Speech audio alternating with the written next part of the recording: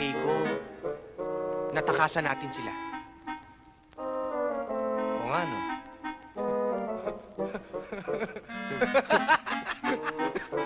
Natakasan natin sila! Pero mo, bantay tayo na bantay sa kanila, natakasan natin sila! Butch! Huwag ka maingay. Mamaya, bumalik yung mga yun eh. Palayain tayo. Hindi. Hindi rin eh. Kasi naman si Lola, hindi nagsalamin eh. Huwag kang makialam dito ha, impacto. Alam mo kasi, Butch, kailangan para makilala ko yun, makita ko yung tattoo niya rito. Sorry ha. Hindi, okay lang.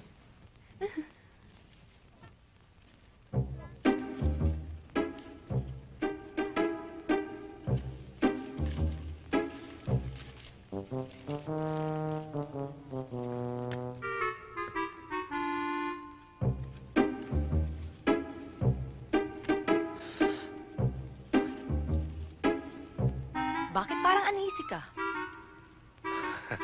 Anisi ka ba? Hindi, okay lang. Ah,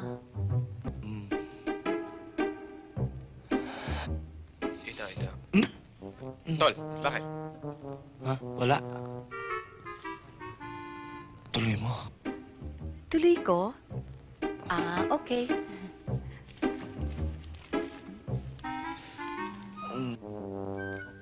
Miss Aragon, pinatatawag po kayo ni Hepe. Angel, ganito pala pakiramdam kapag umaalim po yung nilalagnat ng damdamin. Parang gusto mo nang maabot ang lurok ng kalangitan. Angel, kanina ka pa...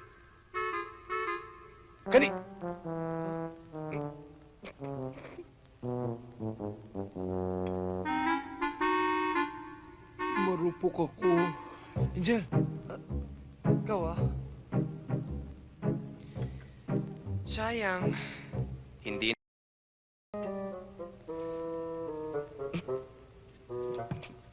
Tol, nabalita mo na ba? Nagpa-plastic surgery na si Kiri! Ay nako, wala rin mangyayari doon, no? Anong malay mo naman, Doggy? Sa 1,000,000 tinamaan nun, kahit buong pamilya nun, pwedeng magpa-plastic surgery lahat. Kahit 10 milyon pa ang gastusin nun sa pagpa-plastic surgery ng mukha niya, hindi na magbabago yun! Bahala ka.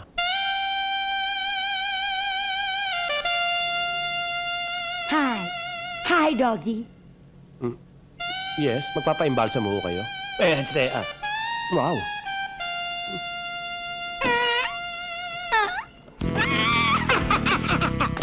Sabi ko na nga, hindi niyo ako makikilala eh. Sandali. Wow. Sandali. Kire! Mismo. Okay ba itong pagpa-plastic surgery ko? Katatapos lang nito ngayon, ha? Wow! Complete overhaul and body repair. Oo nga, ang dami-dami ko pinaayos dito sa katawan ko eh. Pero ang hindi ko lang pinaayos ay yung surgery dito sa puso ko dahil hanggang ngayon ay dead na dead pa rin ako sa'yo. Tol! Teka muna! Tol! Baka ayaw mo na sa kanya! Akin na lang! Ibigay mo na sa akin! Hey, tumigil ka! Alam mo naman matagal na mahal ko na to Eh, di pwede na tayo magpakasal. Ano pa nga ba? Kire, I love you and I miss you! I love you. Dati tinatapatan mo ng cruise yan. Salamat! Thank you. Salamat! Excuse me. Excuse me. Hi, Grace!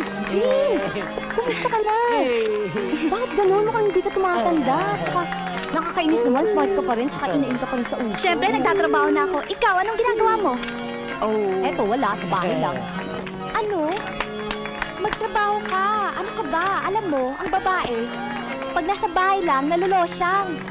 Tsaka alam mo, dapat, ang mga misis ngayon, 90s na eh. Dapat magtrabaho na tayo para hindi tayo laging maasa dyan sa mga lalaki.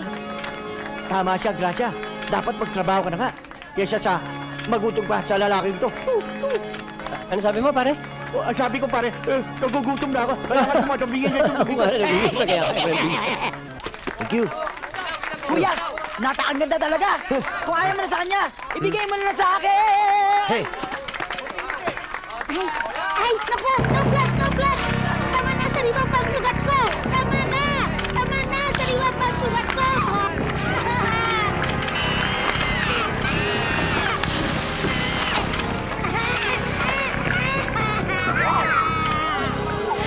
Sabi sa inyo, sariwa pa ang sugat eh!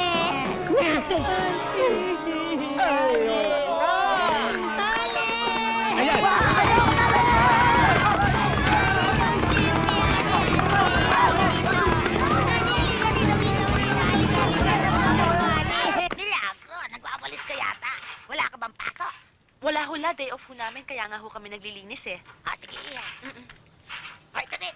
Baka naman mamatay na yung mga halaman niya sa kadududot mo. Ano palagay mo sa akin? Turotot na alam mo. Turotot. Ay, nako, mabuti iya. Pakanin mo na yung baboy. Tuloy paliguan mo, ha? Oo, hola.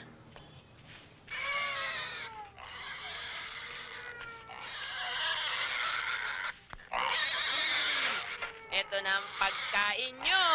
Ang lolo talaga, oh. Masyado nyo namang ina-under ang lolo. Kawawa naman eh.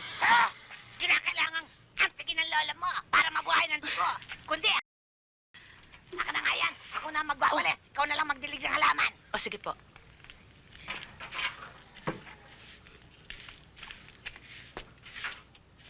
Magaling. Magaling na makeup artist. Yan! Yan ang bagay sa'yo. Yan na lang ang make-upan mo, mga baboy.